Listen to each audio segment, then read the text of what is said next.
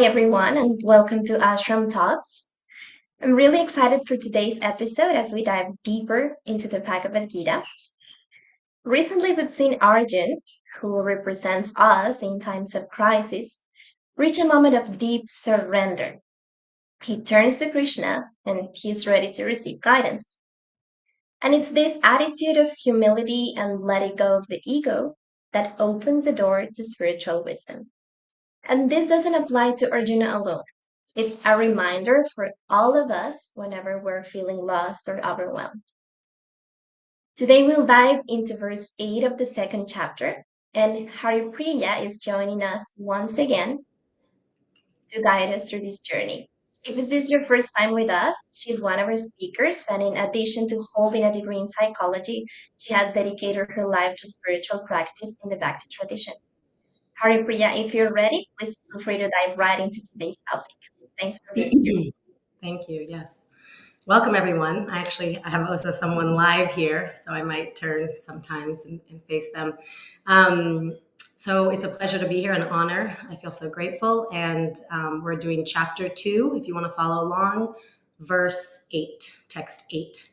So I'll just do a quick prayer to my teachers, my spiritual teachers, who've opened my darkened eyes and filled my heart with transcendental knowledge. Om Hagyana Timarandasya Gyananjana Shalakaya Chakshurun Militam Yena Tasmai Shri Guruve Namaha. It's often said that spiritual knowledge comes from within. Actually, it's like a realization, it's an internal process, which I really appreciated. Actually, I was telling someone yesterday that as a young girl, a teenager, I had one of the Bhagavad Gita verses on my wall. And I'll share that quote today, Raja Vidya Raja Guhyam, it's beautiful because it talks about how we don't have to believe. It doesn't have to be a mental exercise of belief. Like, oh, I believe in this spiritual tradition, or I believe this spiritual, statement. It's actually can be experienced. It's experienced within the self. And I feel like that's something that's comforting because it means we can trust ourselves while we clean our misconceptions, because we are affected by what's around us. And we've lived in this world for a long time, perhaps without a lot of spiritual company or association. And so we do have misconceptions. It's natural. But as we get deeper and clean our hearts more, we get the knowledge internally. It's not something external that we have to believe or put on ourselves. So I'm going to quote that. But before we go there, I'll read today's verse.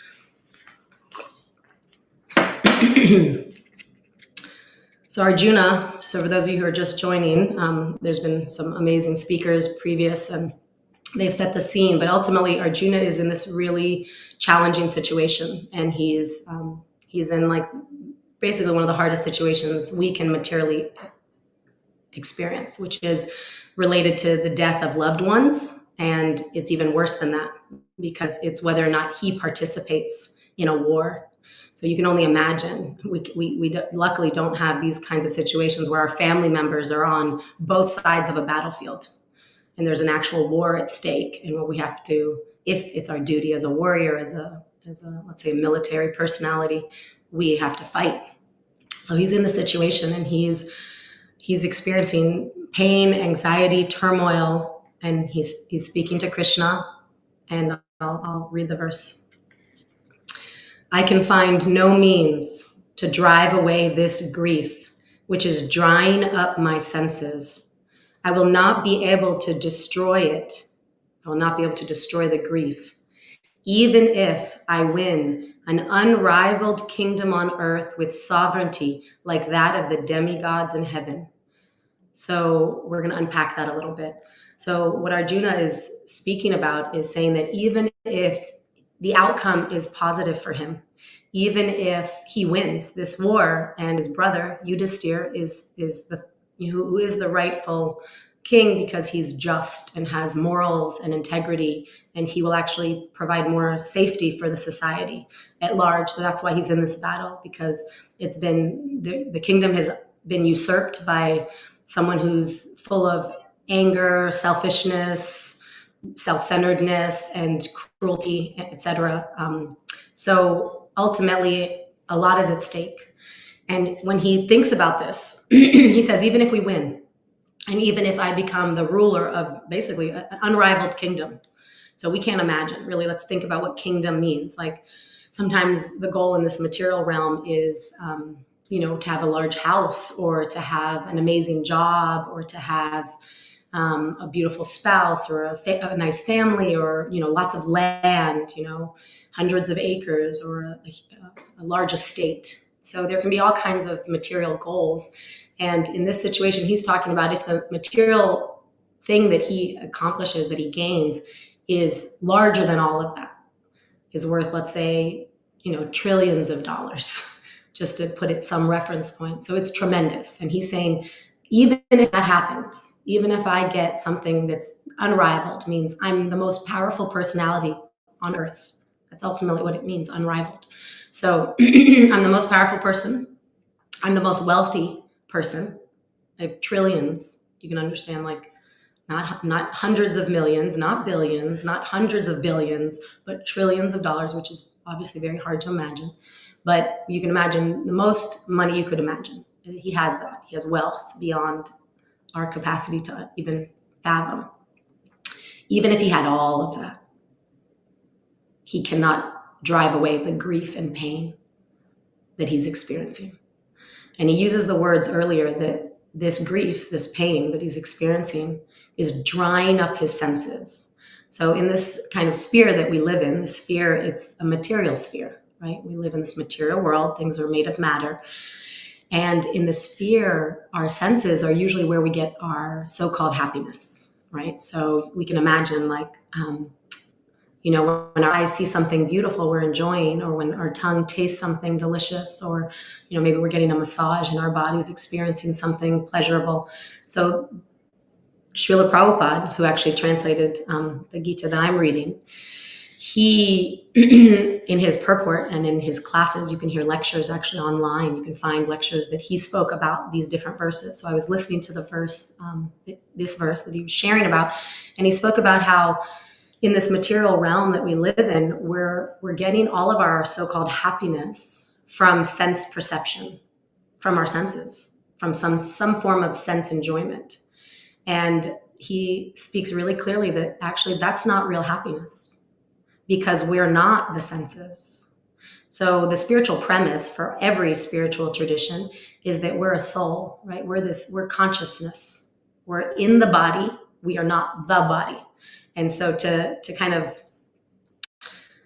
give us some experiential knowledge in that way, I want to do a little thought exercise. I want you to close your eyes for a moment. And I want you to imagine yourself at 5 years old, 5 or 10, some younger age. I want you to imagine yourself, see your body.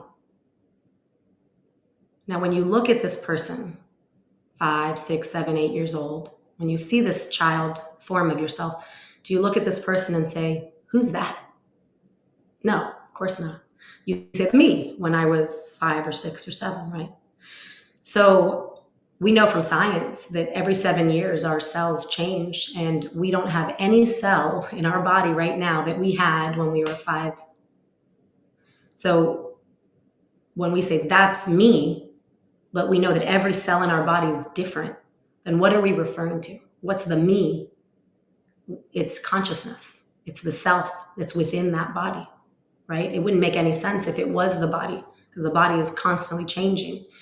So even saying the body grew is not really, let's say, accurate. The body changes. So, and actually, next time I speak, I get to speak on a verse that's beautiful, and it's about the body changing. So I'll leave that for the next class. But so the point here is that you're the conscious self, right? You're within the body. You're animating this body. And if you have true knowledge, it could be theoretical at first, it could be just from hearing and listening, but eventually it'll become realized. Eventually it'll become internal, and you'll know it, you'll feel it. So if you really know that you're a soul, and that you are not this body, you are not these senses, then you start to understand what Srila Prabhupada is referring to, that the so-called happiness that we experience is not even happiness. It's not felt by the self, which means we cannot experience happiness through material enjoyment. So I'm going to just let that land for a minute. If we are not the senses, and we are not the body, we are not we're not the tongue, we're not the eyes, we're not the hands, we're not senses, then when we experience enjoyment through the senses, the soul, the self, is actually not experiencing the joy and the happiness. So, and I guess to give an example of this, right? I spoke yesterday about a fish out of water. So if like you take a fish and you pull it out of water and you give it a mansion and you give it $1 million and a beautiful spouse fish, what will the fish do? It will flop and die in agony. And if we give ourselves $1 million or $100 million, I have friends that actually have billions of dollars. I have a few friends that are in the billions, worth the billions. And we give them everything. You give a beautiful husband or a wife. There's something inside of you that is still hungry for happiness, because that is not real happiness. That is sense enjoyment, which is not right or wrong. It's not good or bad. We're just looking at it. We're peeling it apart to say, if I want real happiness, where do I go? What do I do? How do I feed the soul, right? How do I give the fish water? Because the fish just wants water. And in that same way, the soul just wants spiritual experiences. They want experiences that are made of the same quality as what we are, and we are not matter. So if we have a quality of spiritual experiences, then that brings satisfaction, that brings enjoyment with our spiritual senses. But we have to awaken those spiritual senses, right? Right now we're living in the material senses. And if we awaken our spiritual senses and our spiritual identity of like really knowing who we are, then we can actually enjoy in a way that's permanent, in a way that's deep, in a way that's touching to ourselves. And it's in when we're embodied right now, then it's more subtle. It's a more subtle experience. So there's a really beautiful quote I want to definitely make sure I share. But before I go there, Arjuna says, my senses are drying up. So in this whole world that we live in, difficulties essential. I mean, it's not essential. It's guaranteed. That's the word I'm looking for. Unfortunately, it's guaranteed. That's kind of the material arena we live in. Actually, The Road Less Traveled, that's like the beginning of that book, right? It's a famous book by a psychologist, and he says, life is difficult. It's like his intro concept. Life is difficult. Life is challenging, right? So what we usually do to get rid of that difficulty is move things around, change the situation. Oh, there's some pain here. Let me fix that. Or, oh, I need a little bit more whatever. And you go and get that. Or I need to adjust this. So we're constantly adjusting things, thinking that if we adjust the material situation, then we'll find happiness. We'll find contentment, right? But actually it's the same.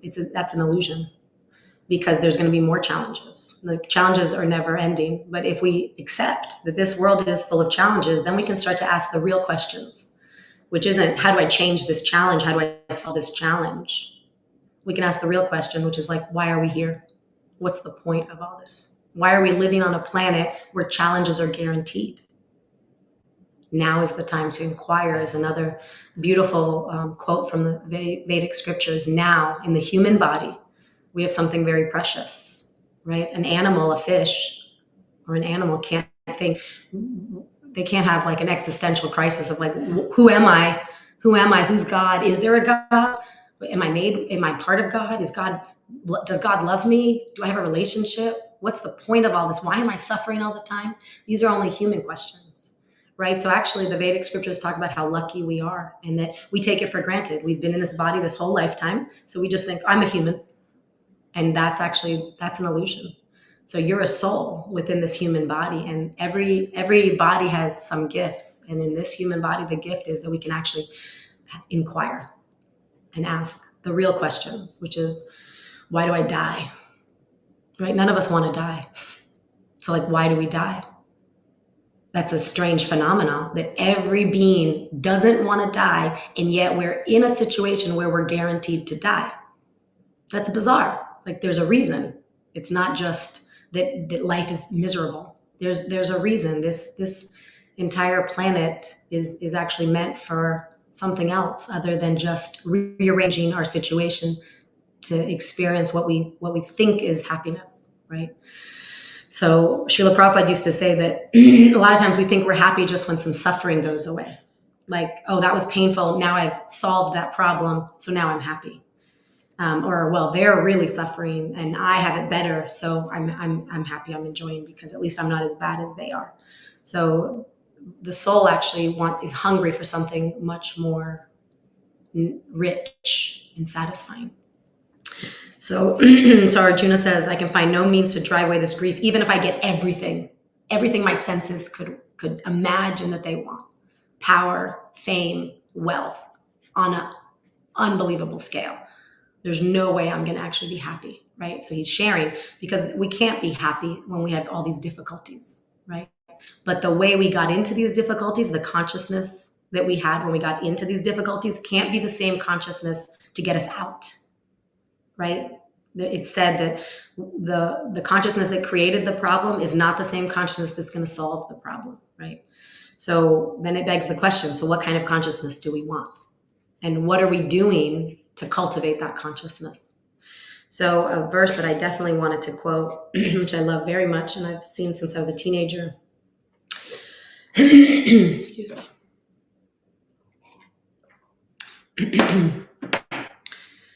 Raja Vidya Rajaguyam Pavitram Idamutamam Pratyaksha-vagamam Dharmyam Shushukam Kartam Avyayam. This knowledge is the king of education, right? Why aren't we learning this in school? Why aren't we learning spiritual topics in school? Okay, that's like maybe a whole nother can of worms. So I should say, why aren't we learning that we're not even the senses, right? We can factually have that thought exercise of yourself when you were 5 years old and you know you're not that body. So what happens when the body's changing and you're staying the same? I've even spoken to an 80-year-old man. Actually, it was Srila Prabhupada who quoted this. He said, I still want to run up these stairs, but I'm in an 80-year-old body. But the desires are the same. And the reason we always feel so young, like I should say we don't feel our age, is because we're not our age. I'm not 44. We're not our age. We're something else. And we've had experiences that point to that. Right? And that's one of them, is that we're like, I still feel like a teenager, some people say. Why is that? So he says, this is the king of education. This is the most secret of all secrets. It is the purest knowledge. And because it gives direct perception, that means it's not theoretical, it's not in the mind, it's not someone teaching it to you, it's direct perception. You can feel it, you can experience it. It gives direct perception of the self. You can feel who you are. You can actually feel it and know it by realization. It is the perfection of religion, right? Because actually the Bhagavad Gita is not interested in religion. Some people think it is a religion, but actually in the text, Krishna says, give up all religion and surrender unto me. Have no fear, I will protect you. So Krishna in his own, let's say scripture, is saying it's not about religion, but have a relationship with God. Love God. Know that you're gaining some shelter from a source. You're not alone. You're loved. You're loved, you're taken care of. And you can develop that relationship. And that's what's going to be much more fulfilling. So here it says, it gives direct perception of the self, of who you really are, by realization. It is the perfection of religion. It is everlasting. And it is joyfully performed. It never ends. It's everlasting. It's joyfully performed. And this, if you're curious, is chapter 9. And I encourage you to read chapter 9. You can get a Bhagavad Gita as it is. It's as it is separates the ancient, thousands of years old words and the purport, the elaboration by the author. So Srila Prabhupada wrote this, translated it, edited it, but he separated what's ancient. And he does word for word translation so you can see, oh, this is actually what was said and this is actually what it means. And then he gives that, it's like 2 sentences. Each text is 2 to 3 sentences or so.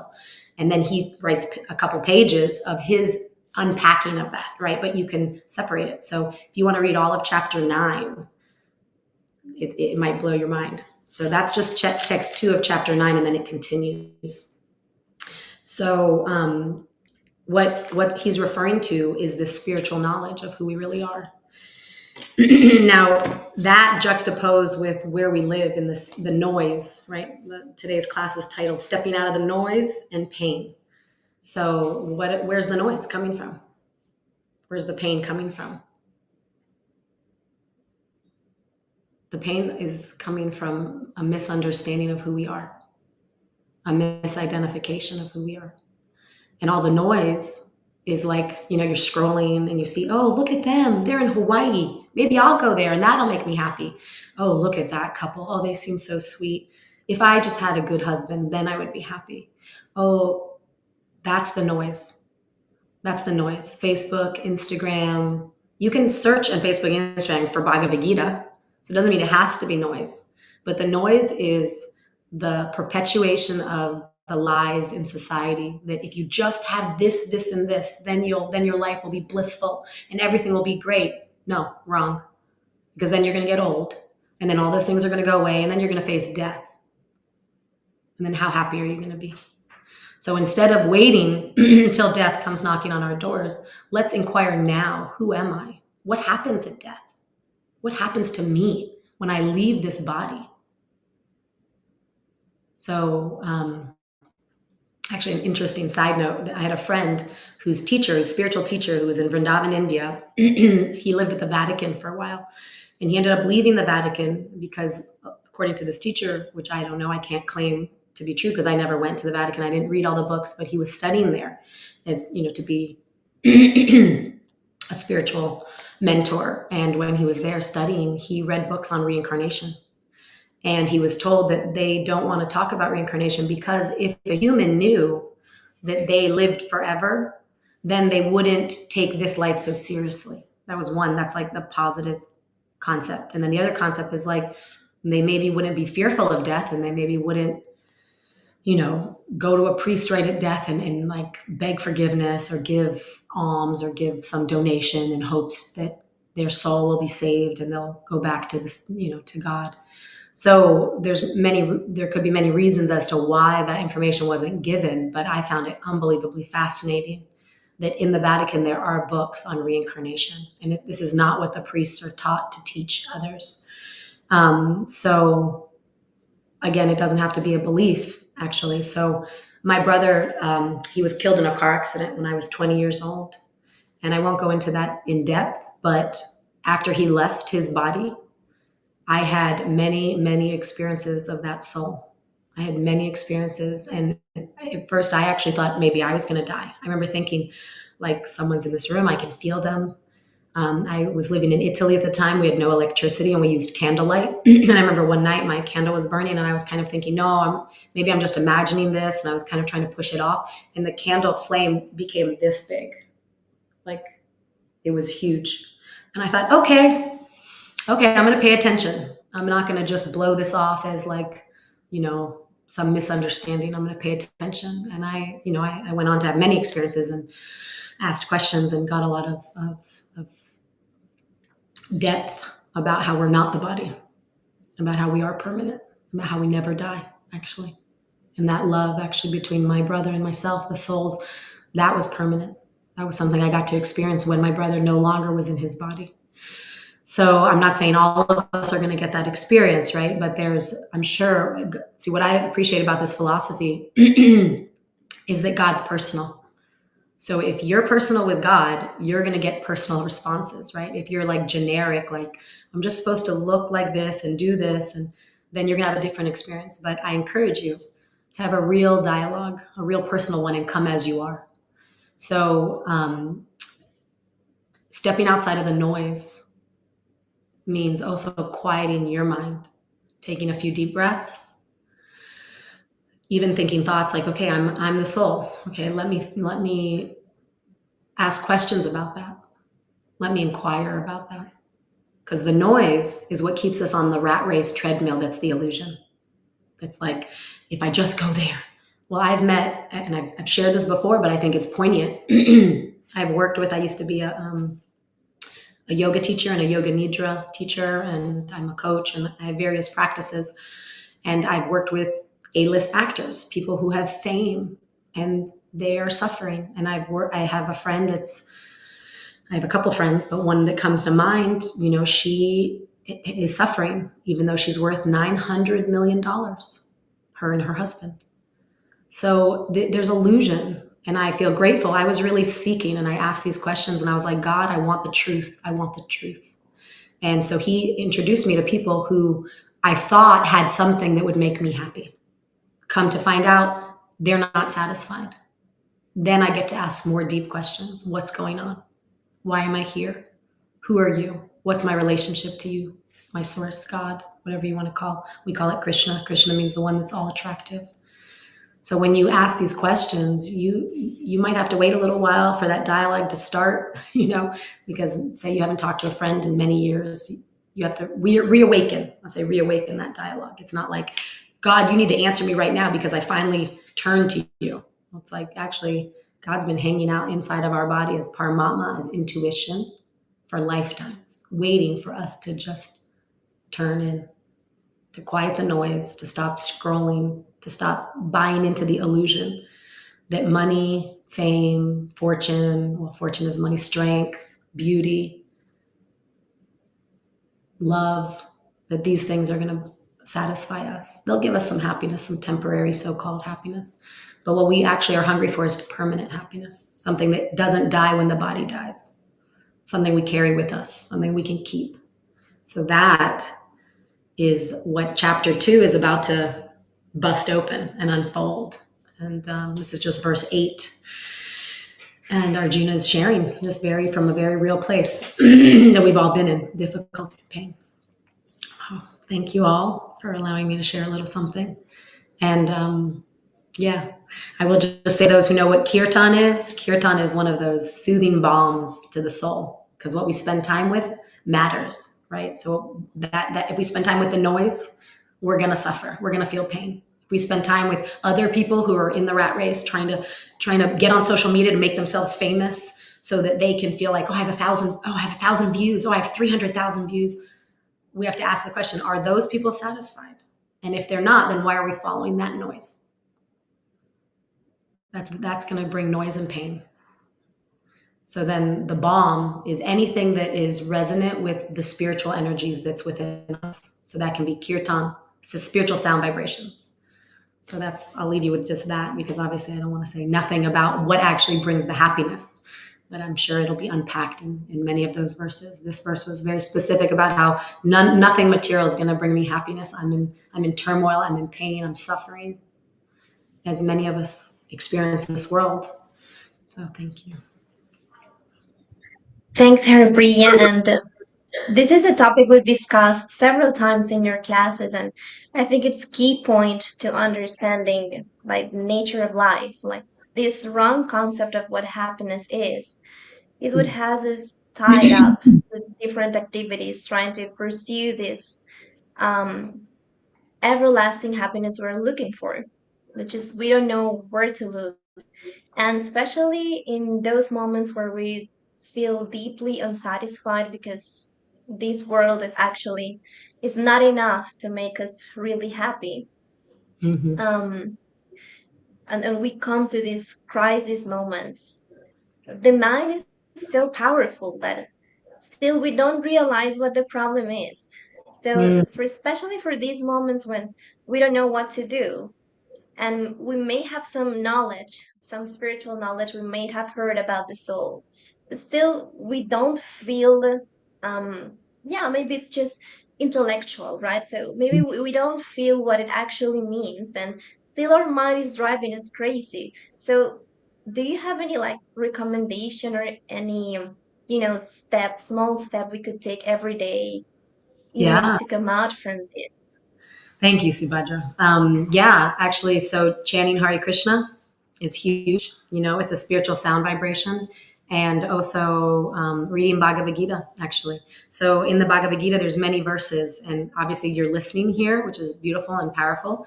You can listen to something every single day. But yes, I'll be there in 1 minute. It's my 7-year-old knowing when time is up. Um, anything that is related to spirit. And the most powerful things I think are hearing, because how do you wake up a sleeping person, right? Hey, wake up. So it's said that the soul can get nourished by hearing, by what we hear, what we put in our ears. So that's why kirtan is so powerful. Like you can Google, like on Spotify, there's so many kind of famous kirtanyas, right? That are like Gauravani, Jahnavi, Madhava, Indradumna Maharaj. I mean, there's just like endless kirtan out there, endless music. And I say kirtan because you can just play it in your car. The Mayapuris, Pia, which is an older one, but still relevant. Chakrini. So you can like pause and rewind and listen to a few of those names or look them up on Spotify, and hear spirit, anything that's a calling of the spirit, right? So we've spoken before about how the mantra, Maha Mantra, is referring to spirit. So Hare is actually a calling for help. Hare is the vocative of Hara. Hara is the mother, the spiritual mother, right? God is male, God is female. I'm not going to get into that too much right now, but ultimately Radharani is the potency of the divine, and she is our mother. She cares about us, and we can call to her. And Hare is actually saying, Mom, Mom, Mom, Hare. So when we're like, Hare Krishna, we're like, say, Mom, Dad, Mom, Dad, Mom, Dad, like, help me out here. Help me out. I want to know you. So that's, that can be done as japa, as chanting Hare Krishna on beads. You can look that up, Japa, japa. What is japa? There's probably like YouTube videos now about how do I do japa. I'm guessing, I'm hoping. If not, I'll make one. But Spotify has got so many kirtans with some of the names I said before. Bada Hari, Amal, Nadia, Vishvambar, like all of the names are kirtanyas that you can hear spiritual sounds. And I think the more we feed our soul spiritual sounds, the more we clean the dust on our mirror of our consciousness, right? Because we've already been listening to people who are in the material illusion that we are the body. We've been listening to that our entire life, if not lifetimes. So we need to take a lot of time hearing what's vibrating with a truth, what's vibrating with truth, which is spiritual sound vibrations. And when we hear that, we'll wake up, we'll actually get a taste of happiness. And reading Bhagavad Gita, you can read, if it's daunting to read this huge book, I always recommend the first time you read Prabhupada's Gita, this is one of my recommendations. People may disagree with me. There's going to be things you don't understand. Okay, just shelf those things and keep going. But you can read every text from start to finish. Like just skip the purports, because that's like 3 pages sometimes or 6 pages sometimes. But if you want some framework, the overview, it's really short actually. If you read, let's say all the verses in each one is 2 or 3 sentences. You can read a chapter a day. So you can get through all the chapters in a couple weeks. So that would be my recommendation. And even if there's things you don't get, just shelf it and keep going, so that you keep feeding yourself this knowledge, because there will definitely be things that we go, I don't know about that. And it's like, okay, we're not going to necessarily entertain that, or not ready for it, or don't agree with it, but let's just put that on the shelf and let's keep feeding ourselves something to see what resonates with us, what wakes us up, what we do find inspiring. That's my recommendation. Thanks so much for that advice, and I'm sure that it's going to be useful for everyone, so you should try it. I know it's when we're in those moments, it's like, okay, we don't feel inspired to do anything, but it's just because we're too used to the material activities, or we're kind of disconnected from what real happiness is, that maybe we don't find a taste at the beginning, but eventually we will. So thank you so much, Harry. Find a taste Here. Eventually you will. Yeah. When you yes, I agree with that. That sometimes there's like, this is okay. But if you keep doing it, then your taste buds change. Right? Yes, that's right. Exactly. Yeah. It's a matter of practice. Yeah. Thank you, Subhadra. Yes, that's right. Thank you. And thanks to all our audience. And Haripriya, hope to see you in the next episode. Thank you so much. Have a great day. You too. And well, if you got inspiration from today's class, please remember to subscribe and hit the bell icon so you don't miss any of our videos, and to catch up on past episodes. Remember, you can join our live sessions every Monday and Thursday. And each time, a different speaker brings their own insights to help us reflect and grow with the Bhagavad Gita. If you feel connected to any of our guests, to Haripriya, to Madhavrat, to Simon, anyone, and have any questions, please drop them in the comments or reach out to us on Instagram at Ashram Talks ENG, because we'd love to hear from you. Thank you so much, everyone, for being here, all of our audience, Sienna, Walter, everyone who's joined today, and take care. We hope to see you in the next session. Goodbye.